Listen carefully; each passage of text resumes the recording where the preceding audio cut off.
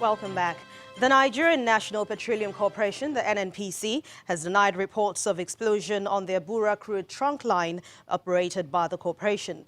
The group managing director of the NNPC, Mr. Melekiari, says the line was situated at Otu Jeremy Town in Ughelli, Delta State, was only ruptured and will be fixed within 3 days. The GMD says NNPC engineers are already fixing the ruptured line, while the spill coming out from that pipeline has now been contained. He insists there is no fire anywhere on the pipeline, so there is no cause for alarm. He assures that the incident will have no impact on the nation's power supply and also calls on host communities within the area to disregard the rumor and go about their normal activities.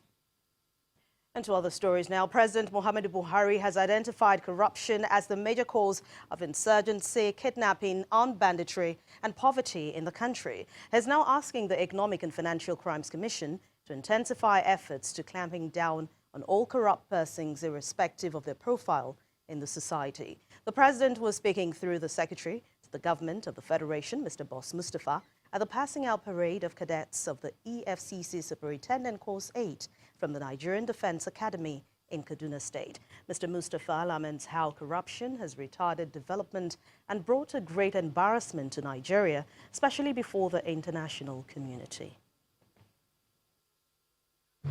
I am thrilled at the prospects which you bring to the fight against corruption in Nigeria. The overwhelming global opinion is that corruption has fueled terrorism, banditry, and political violence, which consequently denied millions of Nigerians access to good life, good health, and sound education.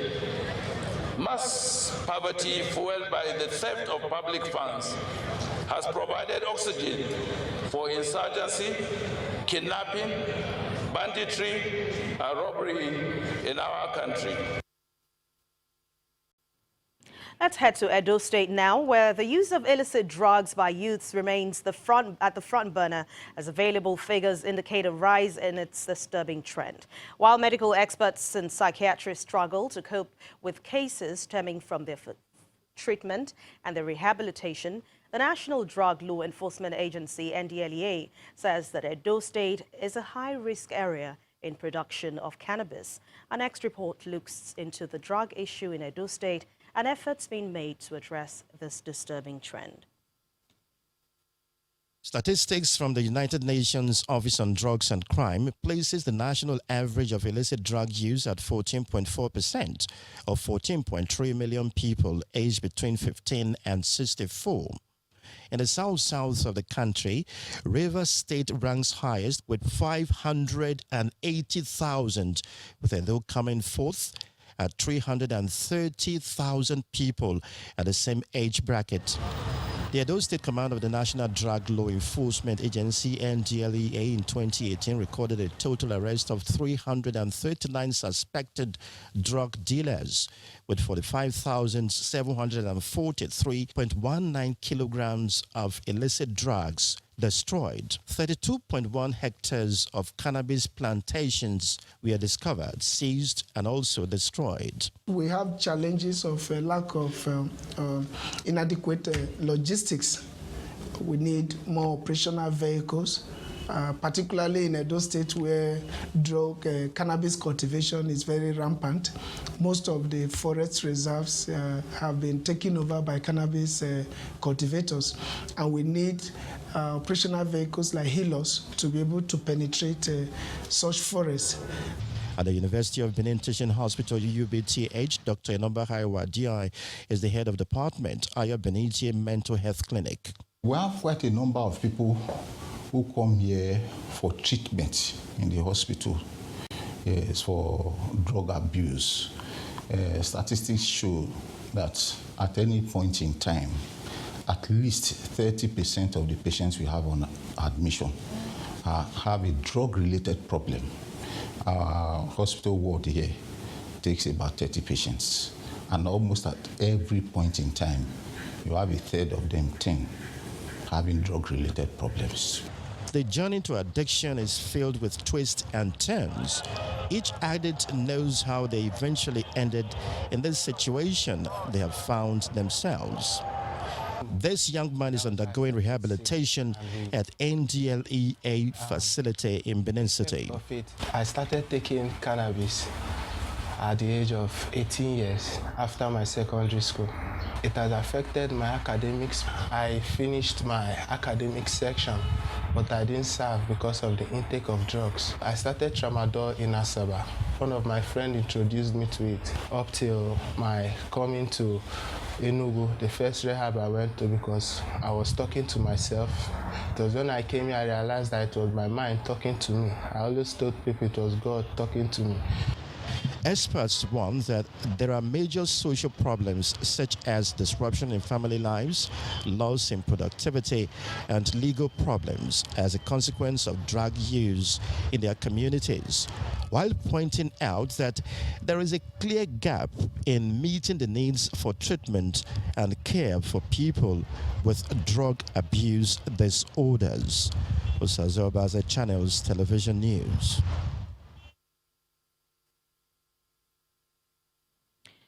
The kidnapped Kaduna State House of Assembly member representing Zaria constituency, Mr. Sulaiman Dabo, has been released by his abductors. Confirming this development to our correspondents, the spokesman of the Kaduna State Police Command, Yakubu Sabo, says the lawmaker was released on Friday night after his family paid ransom to the kidnappers. He, however, did not disclose the amount that was paid to the kidnappers to secure the lawmaker's release. The lawmaker was kidnapped at Farakawai village along Zaria Kaduna Highway by gunmen on Friday afternoon while he was returning from Zaria. Let's head back to health matters now. There's an urgent need to increase domestic funding for routine immunization in Nigeria as the European Union announces the suspension of the EU SIGN, which is a special immunization intervention project that has run for 17 years. The suspension of this program is coming at a time when an estimated 4 million children in the country are unimmunized. Our next report takes a look at the future of immunization financing in Nigeria. Polio, meningitis, diarrhea, and cholera are some of the vaccine-preventable diseases that have continued to ravage most communities in Nigeria despite interventions by the government and donor partners. Immunization financing in Nigeria is largely done by donor partners. For instance, the Global Alliance for Vaccine, Gavi, has spent $698.3 million on immunization between 2000 and 2019. The European Union, through the EU SIGN project, spent 3.8 billion naira to support government's efforts in 23 states between 2011 and 2018. Routine immunization and broader health systems. At this conference in Abuja to formally announce the suspension of the EU SIGN project, both the representative of the World Health Organization and the European Union ambassador to Nigeria call for more domestic funding for routine immunization. Looking at immunization rates throughout the country and in the north in general and the northwest in particular, we know that there is still a long way to go. So today is a moment for reflections. It's a moment for looking at what we have done well, what we have achieved, but also what can be done better looking ahead. I also want to make it very clear that the job is not yet done. We have just reached a milestone recognizing that there's not been a case for the last 3 years, but there is now a process to validate that, to evaluate whether indeed Nigeria has achieved that interruption and that Africa is worthy of certification. According to the United Nations report, immunization prevents an estimated 3 million children annually from dying in Nigeria, reason why the government needs to take its financing seriously. If you have paid close attention to Mr. President, Right. he's made it very, very clear that at this next level, health is going to be a priority, right? So more funding for health, more funding for primary health care. The National Assembly, too, very alive to the fact that we need to provide more funding for primary health care, right? But apart from what the national level will do, we also expect that states will look for ways of improving primary health care. The 2016 survey on routine immunization coverage reveals that an estimated 4.3 million children across the country are unimmunized. Over 70% of these children are in northern Nigeria. Since health experts have confirmed immunization as the strongest protection against child killer diseases such as polio, meningitis, diarrhea, and cholera, there's an urgent need for the government to increase domestic funding in order to reduce the burden of infant and child mortality. And to take us through the world of business, here's BC Adebayo.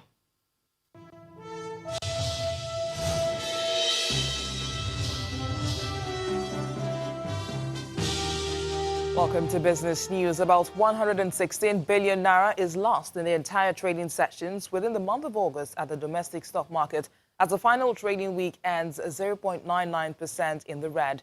Similarly, the NS's main index dropped 0.69%, closing the month lower at 27,525.81, while the value of listed equities dropped from 13.507 trillion to 13.391 trillion naira. The downturn of the market is largely attributed to persistent profit-taking, which largely impacted on oil and gas and consumer goods sector key components. John Holt is the best among 25 gainers, with a 19.57% price increase. The surplus is worse among 35 losers, down 18.84%, while Transcorp, Access and Zenith Bank are the major contributors to over 713.14 million shares traded within the week.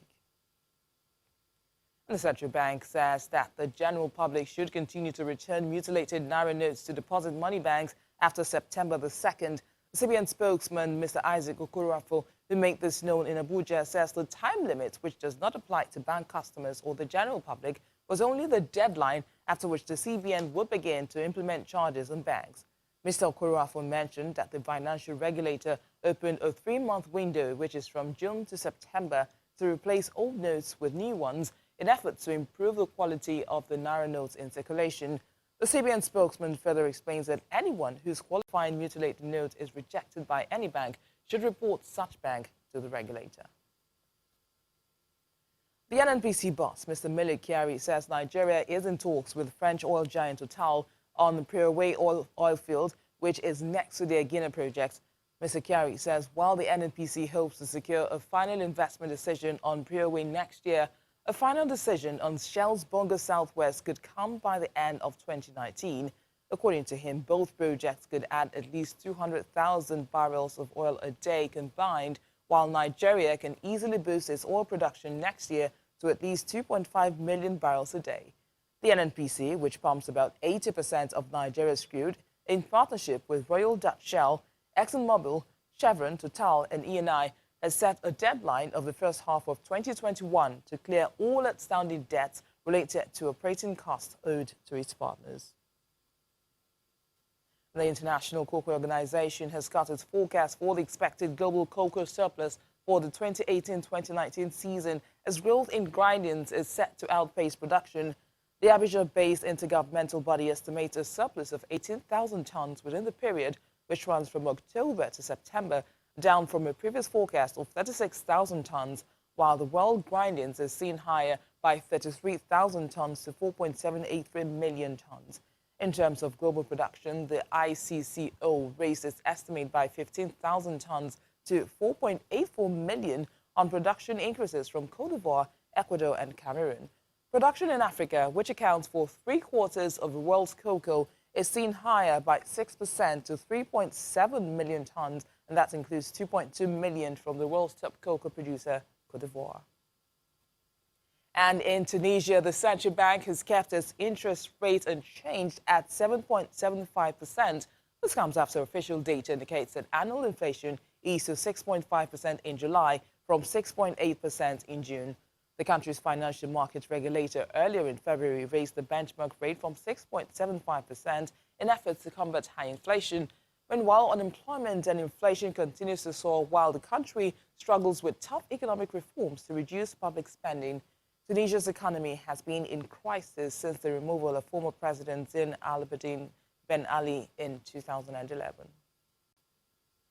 And that's it on Business News. It's back to Anne.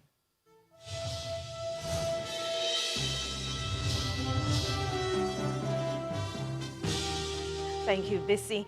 Still ahead on the news at 10. Despite the efforts, Nigeria's D-Tigers lose to Russia 82-77 points in their opening game at the FIBA Basketball World Cup. That's in sports news.